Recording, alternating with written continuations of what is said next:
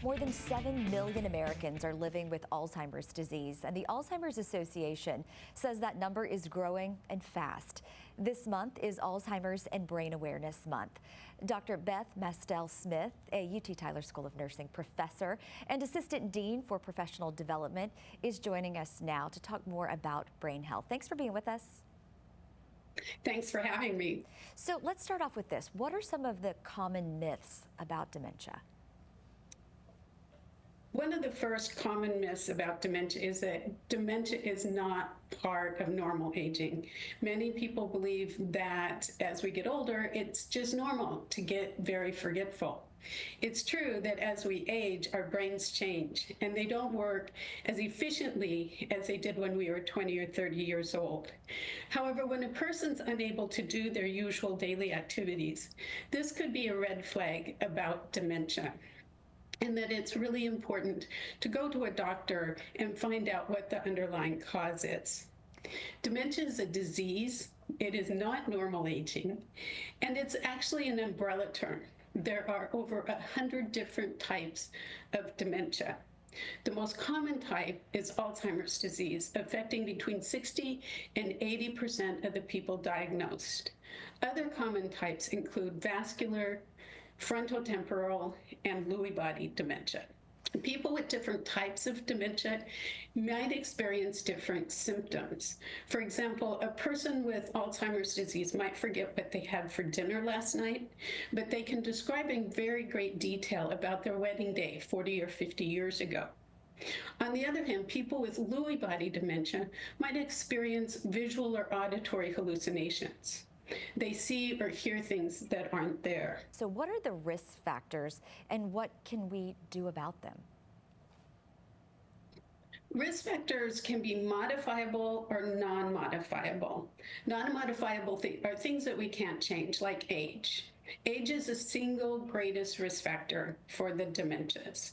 1 in 9 people over the age of 65 have Alzheimer's disease, and 1 in 3 people over 85 have Alzheimer's disease. What we need to remember about those statistics is that they don't account for the other types of dementia. Other non-modifiable risk factors include being female, genetics, and ethnicities. African American and Hispanics have increased risk over Caucasians for developing dementia.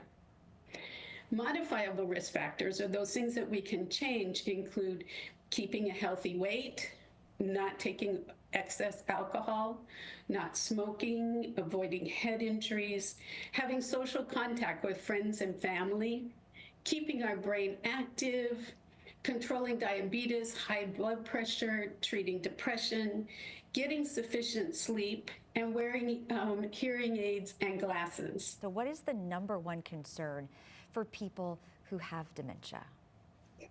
The #1 concern for people with dementia is stigma. Stigma is when people see another person as different and treat them as less than because of the difference.